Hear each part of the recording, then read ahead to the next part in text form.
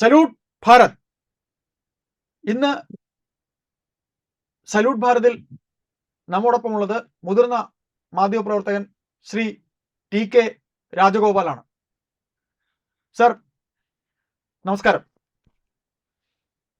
നമസ്കാരം.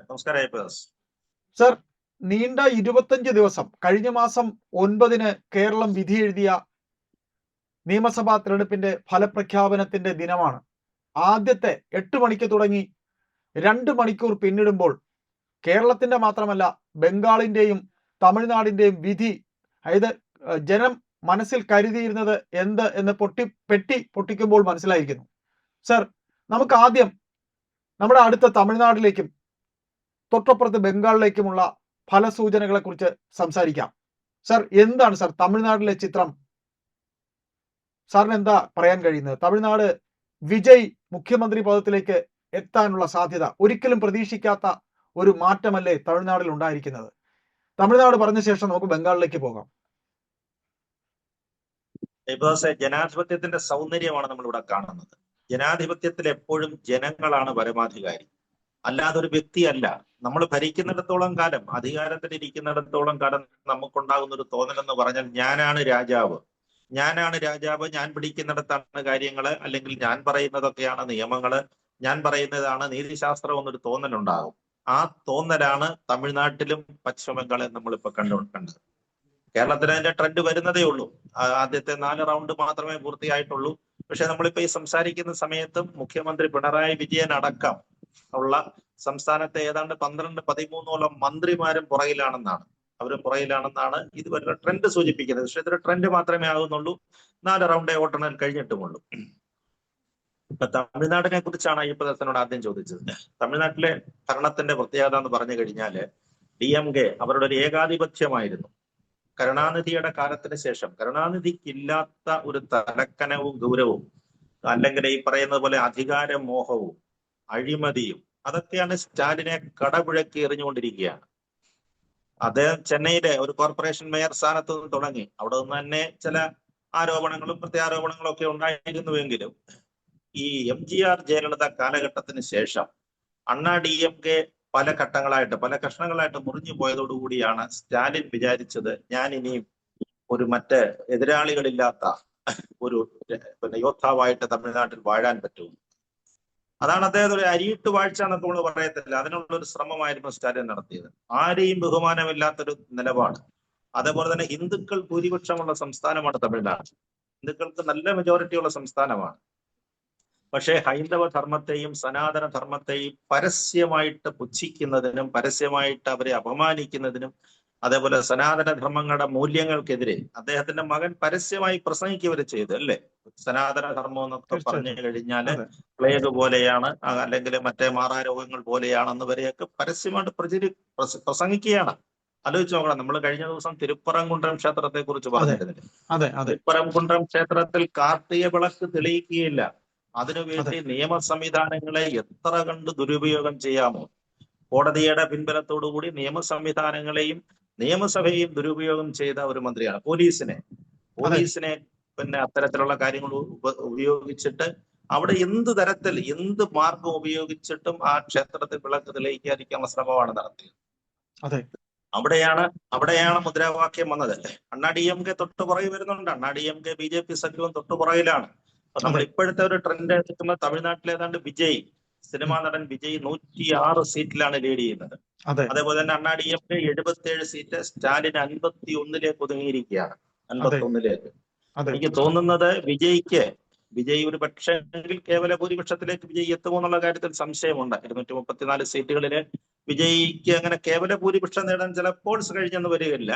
അങ്ങനെ വരുമ്പോൾ ഒരു സഖ്യ മുന്നണിയായിരിക്കും അവിടെ ഉണ്ടാകുന്നത്. അത് നേരത്തെ തന്നെ അമിത്ഷാ BJPയുടെ നേതാവ് നേരത്തെ തന്നെ പറഞ്ഞതാണ്. വിജയോട് നേരത്തെ തന്നെ അത്തരം ചില ഓഫറുകളൊക്കെ കൊടുത്തിരുന്നു. നിങ്ങൾ മുഖ്യമന്ത്രി ആയിക്കോളൂ, TVK തമിഴ് വെട്രി കഴകം മുഖ്യമന്ത്രി സ്ഥാനത്തേക്ക് വിജയ് വന്നോളൂ, അതിനുള്ള പ്രശ്നമില്ല, ഞങ്ങളും ഒരു പാർട്ണറായിട്ട് നിൽക്കാം. എന്ത് വന്നാലും എന്തുകൊണ്ട് പാർട്ണർ ആകുന്നു? ഈ അഴിമതി വീരന്മാരെന്നൊക്കെയാണ് അദ്ദേഹം വിശേഷിപ്പിച്ചത്. ഇവരെ അവിടെ നിന്ന് പുറത്താക്കണം. അതിനു വേണ്ടിയിട്ടുള്ള വലിയ ശ്രമമായിരുന്നു. എത്രയോ നാളുകളുള്ള ശ്രമമായിരുന്നല്ലോ. സൗത്തിനെ, ദക്ഷിണേന്ത്യയെ ഈ DMK ഇവരുടെ പറയുന്ന അഴിമതി ഭരണത്തിൽ നിന്ന് അതിനെ മോചിപ്പിച്ചെടുക്കണം. അതായിരുന്നു BJPയുടെ മുദ്രാവാക്യം എന്ന് പറയുന്നത്. അത് ശരിയായി വരികയാണ്. സ്റ്റാലിന്റെ കണക്കൂട്ടിൽ പെശകിയത് അതാണ്. തമിഴ്നാട് രാഷ്ട്രീയം എപ്പോഴും സിനിമാ താരങ്ങളെ ഡിപ്പെൻഡ് ചെയ്ത് നിൽക്കുന്ന ഒരു വലിയ അവിടുത്തെ ജനങ്ങളുടെ മനസ്സിൽ അങ്ങനെ തന്നെയാണ്. അവരുടെ വിചാരം അവരെ സംബന്ധിച്ചിടത്തോളം സ്ക്രീനിൽ കാണുന്ന, സ്ക്രീനിൽ അഴിമതിക്കെതിരെയും മറ്റും പോരാട്ടം നടത്തുന്ന, അല്ലെങ്കിൽ കൊള്ളക്കാരെയും മറ്റ് സംഘങ്ങളെ നേരിടുന്ന ഒരു നേതാവ് അല്ലെ. MGRന്റെ കാലം തൊട്ടേ ഉള്ളൊരു ട്രെൻഡാണത്. പക്ഷെ MGRും ജയലളിതയും പോയി. പിന്നീട് രജനീകാന്താണ് ആ നിലയിൽ മുന്നോട്ട് വന്നത്. പക്ഷെ രജനി ഒരിക്കലും രാഷ്ട്രീയത്തിലേക്ക് വരുന്നില്ല എന്ന് പറഞ്ഞു. കമൽഹാസനെ കൊണ്ട് അതൊന്നും സാധ്യമല്ല എന്നൊരു സ്ഥിതിയിലേക്ക് വന്നു. കമൽഹാസന് പിന്മാറി. പിന്നെ കമൽഹാസൻ ശരിക്കും DM ഘടകകക്ഷത്തിലേക്ക് വരികയും ചെയ്തു.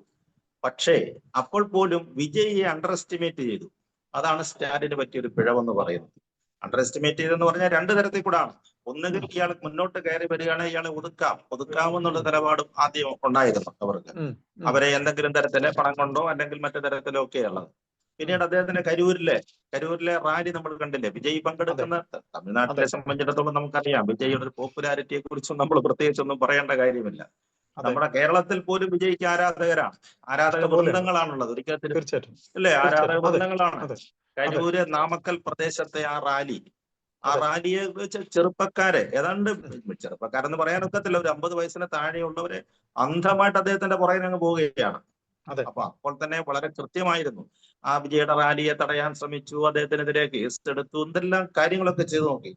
പക്ഷെ സ്ക്രീനിൽ നിറഞ്ഞു നിന്ന ആരാധന, പണ്ട് കാലത്ത് MGRനോട് കാണിച്ച അതേ ആരാധനയാണ് ഇപ്പോൾ വിജയോട് അവർ കാണിക്കുന്നത്. വിജയോട് കാണിക്കുന്നത് DMK മാറണം. അത് രാഷ്ട്രീയമാണ്. അതൊരു രാഷ്ട്രീയമാണെങ്കിലും ഇപ്പോഴത്തെ ഈ ട്രെൻഡ് എന്ന് പറയുന്നത് ഒരു വീരാരാധനയാണ്. അവരൊരുപാട് ആഗ്രഹിക്കുന്നുണ്ട്. തമിഴ്നാട്ടിലെ യുവാക്കളടക്കം ഒരുപാട് ആഗ്രഹിക്കുന്നുണ്ട്. അവിടുത്തെ വീട്ടമ്മമാർ ഒരുപാട് ആഗ്രഹിക്കുന്നുണ്ട്. അവർക്ക് വലിയ ഓഫറാണല്ലോ, അവരുടെ പ്രഖ്യാപനത്തിനകത്ത് വലിയ ഓഫറുകളും വന്നിട്ടുണ്ട്. അവർക്ക് ഗ്യാസ് സിലിണ്ടർ, മറ്റേ സൗജന്യങ്ങളടക്കം. അതേപോലെ തന്നെയാണ് ഇപ്പുറത്തെ സഖ്യം, ADMK BJP സഖ്യവും തന്നെയാണ് പറയുന്നത്. അവരും ഹൈന്ദവ ധർമ്മത്തെ അധികരിച്ച് തന്നെയാണ്, ഹിന്ദു ധർമ്മം പുലരണം. അതായിരുന്നു അവരുടെ. സ്റ്റാലിനെതിരെ അവർ നടത്തിയ ഏറ്റവും വലിയ പ്രചരണം, നമ്മുടെ തിരുപ്പറംകുണ്ടൻ ക്ഷേത്രത്തോടൊപ്പം തന്നെ അവർ നടത്തിയ ഏറ്റവും വലിയ പ്രചരണം അതായിരുന്നു. തൈപ്പൂയം അവിടുത്തെ ദേശീയ ഉത്സവമായിട്ട് പ്രഖ്യാപിക്കും. അതൊക്കെ തമിഴ്നാട്ടിൽ ശരിക്കും നമ്മൾ പറയത്തില്ല, ശരിക്കും കൊണ്ടു എന്നൊക്കെ നമ്മൾ പറയുന്നത്. അത്ര കൃത്യമായിട്ട് ടാർഗറ്റ് ചെയ്ത പ്രചരണമായിരുന്നു. അതാണ് തമിഴ്നാട്ടിൽ വന്നിരിക്കുന്നത്. എനിക്ക് തോന്നുന്നത് വിജയ്ക്ക് കേവല ഭൂരിപക്ഷം കിട്ടുകയില്ല. അണ്ണാ DMK BJP സഖ്യവുമായിട്ട് ചേർന്നുള്ള ഭരണമായിരിക്കും. അതൊരു ക്ലീൻ ഭരണം തന്നെയായിരിക്കും തീർച്ചയായിട്ടും. കാരണം കേന്ദ്ര ഗവൺമെന്റിന്റെ പ്രധാനമന്ത്രി അമിത്ഷാ അടക്കമുള്ളവരുടെ വളരെ ശ്രദ്ധയോടുകൂടിയിട്ടുള്ള കാര്യങ്ങളാണ്. അതുപോലെ തന്നെ ഒരുപാട് കേസുകൾ, തിരുച്ചെന്തൂരടക്കം ഒരുപാട് വഖഫ് ഭൂമികൾ എന്നൊക്കെ പറഞ്ഞ് തട്ടിപ്പും ഒരുപാട് കാര്യങ്ങൾക്കൊക്കെ ശ്രമം നടക്കുകയാണ്. തിരുച്ചെന്തൂർ ക്ഷേത്രത്തിന്റെ ചുറ്റുമുള്ള 3-4 വില്ലേജുകൾ വഖഫ് ഭൂമിയാണെന്നാണ് പറയുന്നത്. അതിനെതിരെയൊക്കെ സ്റ്റാലിൻ ഒരു നടപടി എടുക്കുന്നില്ല. അത് തന്നെ നടപടി തിരിച്ചെടുക്കുക തന്നെയല്ല, അനുകൂലമാക്കുകയാണ്. അവർക്ക് അനുകൂലമാക്കിക്കൊണ്ടുള്ള തീരുമാനങ്ങളിലേക്കാണ് സർക്കാർ പോകുന്നത്. അപ്പൊ എന്ത് വന്നാലും ഇവരെ കടപുഴക്കി എറിയുക എന്നുള്ളത് വളരെ നിർബന്ധമായ ഒരു കാര്യമായിരുന്നു. ഇല്ലായിരുന്നെങ്കിൽ അവിടുത്തെ കമ്മ്യൂണൽ ബാലൻസ് എല്ലാം ഇവർ തകർത്ത് കളയും. അതുകൊണ്ട് തന്നെ തമിഴ്നാട്ടിൽ വിജയ് നേടുന്ന വലിയ വിജയം. അതോടൊപ്പം തന്നെ BJP ഉണ്ടാകും. BJP ADMK മുന്നണിയും കൂടെ ഉണ്ടാകും. അതാണ് തമിഴ്നാട്ടിൽ ഇപ്പോൾ കാണുന്നത്. നമ്മൾ കുറഞ്ഞപ്പോൾ ഏതാണ്ട് ഇപ്പൊ കഴിഞ്ഞാൽ 104 സീറ്റിൽ വിജയും 80 സീറ്റിലാണ്. കേവല ഭൂരിപക്ഷം കടന്നു കഴിഞ്ഞിരിക്കുന്നു അവര്.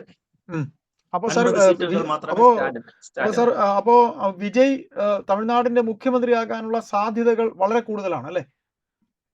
തീർച്ചയായിട്ടും വിജയ് തന്നെയായിരിക്കും മുഖ്യമന്ത്രി. അത് നേരത്തെ തന്നെ അമിത്ഷാ ഓഫർ കൊടുത്തതാണ്. അവരാദ്യം സഖ്യത്തിന് ശ്രമിച്ചിരുന്നു, TVKയുമായിട്ടൊരു സഖ്യത്തിന് ശ്രമിച്ചിരുന്നു. അന്ന് അമിത്ഷാ വെച്ചിരുന്ന ഓഫർ, പ്രത്യേകം BJP വെച്ചിരുന്ന ഓഫർ എന്ന് പറയുന്നത്, നിങ്ങൾ മുഖ്യമന്ത്രിയാവൂ, TVK മുഖ്യമന്ത്രിയാവും. കാരണം അദ്ദേഹത്തിന്റെ പോപ്പുലാരിറ്റിയിലാണ്. അല്ല, അപ്പൊ TVK എന്ന് പറഞ്ഞു കഴിഞ്ഞാൽ തമിഴ്നാടിന്റെ കൾച്ചർ നമുക്കറിയാമല്ലോ. അവിടെ അങ്ങനെയാണ്. സിനിമാ നടന്മാരെന്ന് പറഞ്ഞു കഴിഞ്ഞാൽ, നടിമാരെന്ന് പറഞ്ഞു കഴിഞ്ഞാൽ വലിയ ആരാധനയാണ് അവരെ സംബന്ധിച്ചിടത്തോളം. കാരണം അവര് സിനിമയിൽ കാണിക്കുന്ന നന്മ പ്രവർത്തികളൊക്കെ ജീവിതത്തിലും രാഷ്ട്രീയത്തിലും അവർ പുലർത്തും. MGRന്റെ കാര്യത്തിൽ കൃത്യമായിരുന്നു, ജയലളിതയുടെ കാര്യത്തിലും കൃത്യമായിരുന്നു. അതുകൊണ്ടാണ് വിശ്വാസം എന്ന് പറയുന്നത്. അതുകൊണ്ട് തീർച്ചയായിട്ടും വിജയ് അവിടുത്തെ മുഖ്യമന്ത്രിയാകും, അതിൽ സംശയമൊന്നുമില്ല.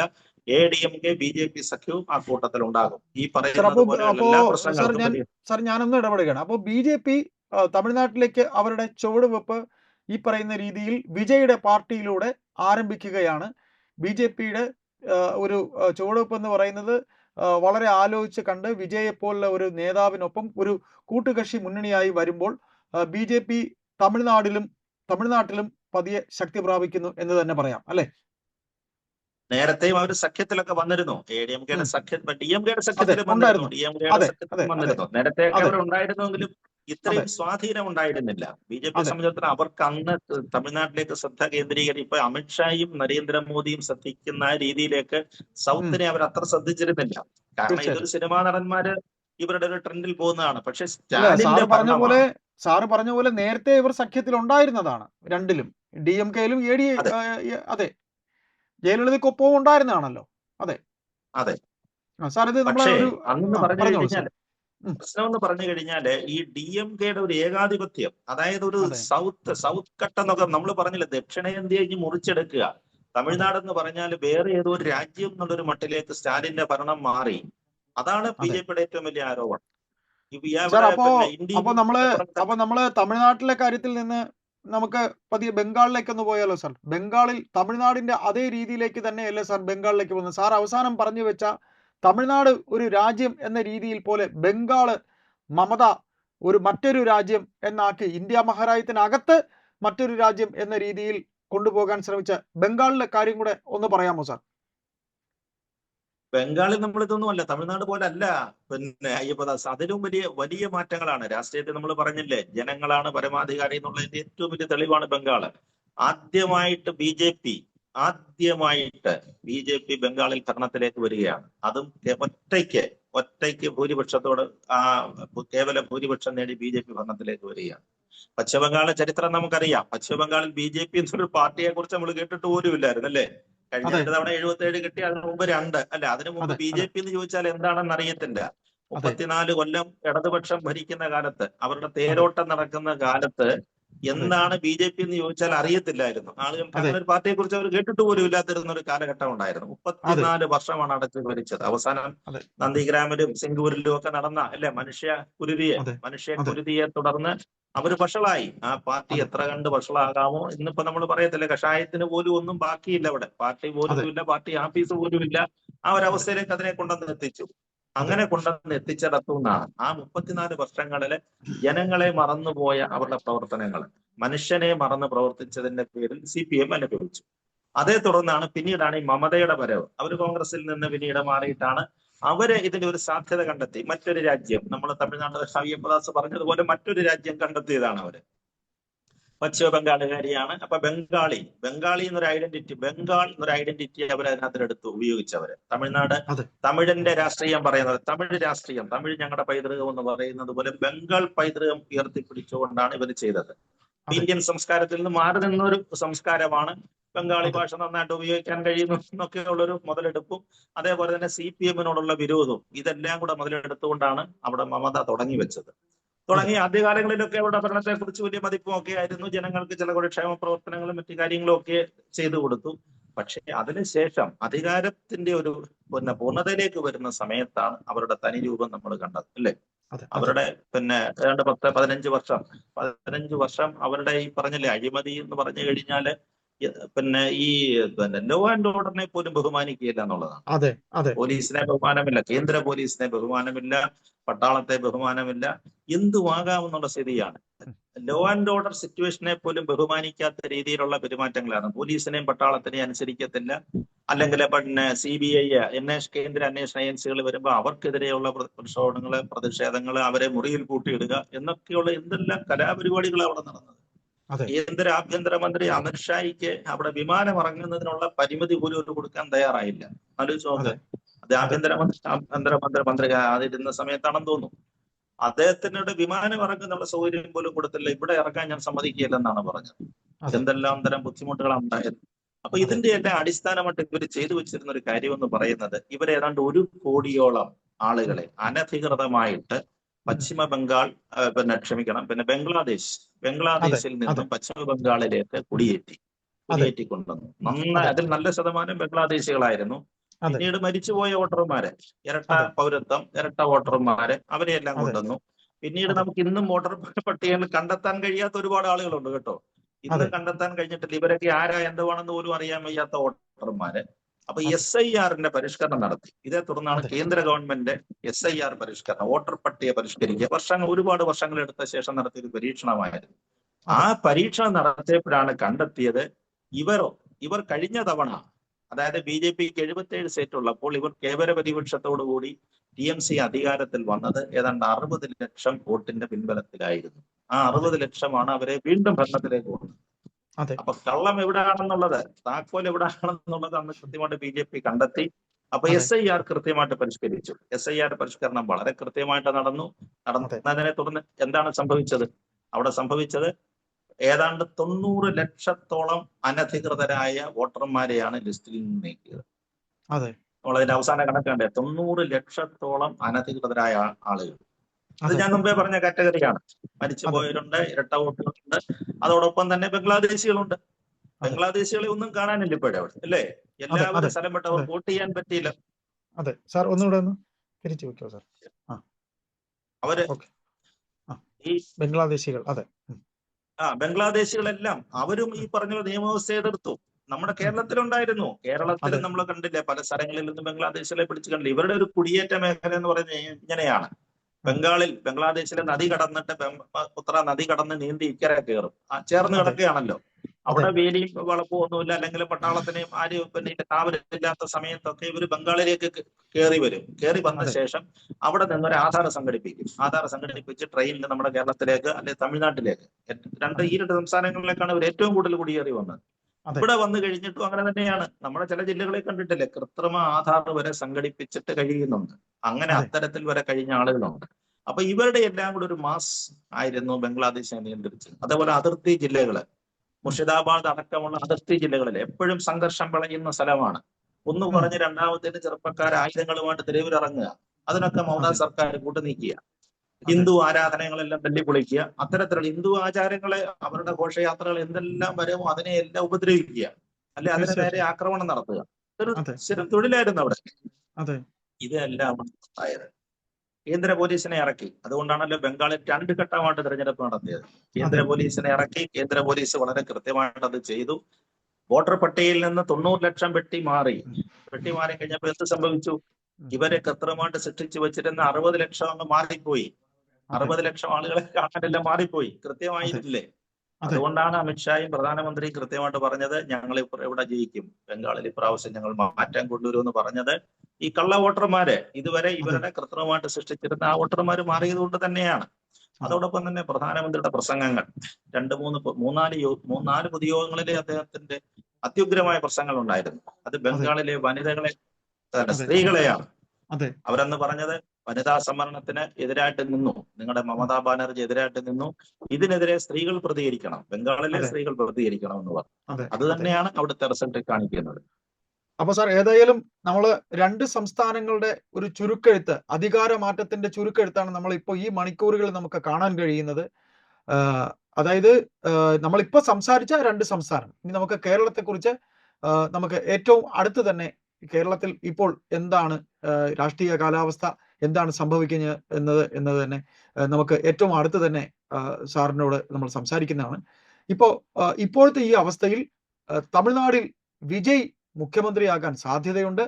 അങ്ങനെ തന്നെയാണ് സാറിന്, അങ്ങനെയല്ല സാർ കരുതുന്നത്? വിജയ് മുഖ്യമന്ത്രിയാകും എന്ന് തന്നെ നമുക്ക് കരുതാം, അല്ലെ? കൂടാതെ തീർച്ചയായിട്ടും ഇപ്പൊ ഇതിനോടൊപ്പം തന്നെ അസമും പുതുച്ചേരിയും ഉണ്ട്. അതൊക്കെ പിന്നെ നമുക്ക് അസമിൽ പിന്നെ സംശയമൊന്നുമില്ല, BJPയുടെ കാര്യത്തിൽ സംശയമൊന്നുമില്ല. പുതുച്ചേരി അങ്ങനെ തന്നെയാണ് പോകുന്നത്. അതങ്ങനെ 5 സംസ്ഥാനങ്ങളാണ് ഇപ്പൊ എണ്ണിക്കൊണ്ടിരിക്കുന്നത്. ഏതായാലും സാർ നമുക്ക് നമ്മൾ സമയപരിമിതി മൂലമാണ് ഇടപെടുന്നത്. ഏതായാലും ബംഗാളിൽ ആരാകും മുഖ്യമന്ത്രി എന്നുകൂടെ ഒന്ന് സാർ പറഞ്ഞുകൊണ്ട് നമുക്ക് ഈ സംസാരം അവസാനിപ്പിക്കാം. ബംഗാളിലെ നമ്മൾ പറഞ്ഞില്ലേ, അവിടെ സാധാരണ സ്വാഭാവികമായിട്ട് നമ്മൾ പറയുമ്പോഴേ തീർച്ചയായിട്ടും അവിടുത്തെ പ്രതിപക്ഷ നേതാവ് അവിടെ സുബേന്ദു അധികാരിയാണ്, അധികാരി തന്നെയായിരിക്കും. സുബേന്ദു അധികാരി തന്നെയായിരിക്കും. ബംഗാളിൽ ഇപ്പം ഭവാനിപ്പൂരിൽ മമത പോലും പിന്നിലാണെന്നാണ് ഇപ്പൊ റിപ്പോർട്ട് വന്നുകൊണ്ടിരിക്കുന്നത്. അവരുടെ സ്വന്തം തട്ടകമായ പിന്നെ ഭവാനിപ്പൂരിൽ പോലും സുബേന്ദു അധികാരി ആണ് ലീഡ് ചെയ്തുകൊണ്ടിരിക്കുന്നത്. ഇവർ പുറകിലാണെന്നാണ് പറയുന്നത്. കാരണം അവരെ അവിടെ ചെന്ന് നേരിടുകയായിരുന്നല്ലോ. സുബേന്ദു അധികാരി അവിടെ ചെന്ന്, നമ്മൾ പറയുന്നില്ല, അതിന്റെ മാളത്തിൽ ചെന്ന് നേരിടുകയായിരുന്നു. സുബേന്ദു അധികാരി തന്നെയായിരിക്കും, തീർച്ചയായിട്ടും അങ്ങനെ തന്നെയായിരിക്കും. അതിനോടൊപ്പം തന്നെ സ്മൃതി ഇറാനിയെ അവർ ഉപയോഗിക്കുന്നുണ്ട്. അവരുടെ ഭാഷ, ബംഗാളി ഭാഷ നന്നായിട്ട് വശമുള്ളത് കൊണ്ടും മമതയെ അത്തരത്തിലുള്ള ഒരു സ്ത്രീ മുഖം, ഒരു വിരുദ്ധ പിന്നെ എതിർചേരിയിൽ കാണിക്കുന്നതിന് വേണ്ടിയിട്ടും ബംഗാളി ഭാഷ കൈകാര്യം ചെയ്യുന്നത് കൊണ്ടും പോപ്പുലറായ ഒരു മുഖമായതുകൊണ്ടും അവരെ സ്മൃതി ഇറാനി അവിടെ നന്നായിട്ട് പ്രചരണത്തിനുണ്ടായിരുന്നു. ഇനി ഒരു പക്ഷെങ്കിൽ അവരുടെ റോൾ എന്താണെന്ന് നമുക്ക് അറിഞ്ഞുകൂടാ. എന്തായാലും തന്നെ വരികയുള്ളൂ. അതെ, ഏതായാലും നമുക്ക് വരും ദിവസങ്ങളിൽ ഈ വിഷയത്തെക്കുറിച്ച് തന്നെ തുടർന്ന് സംസാരിക്കാം. നന്ദി.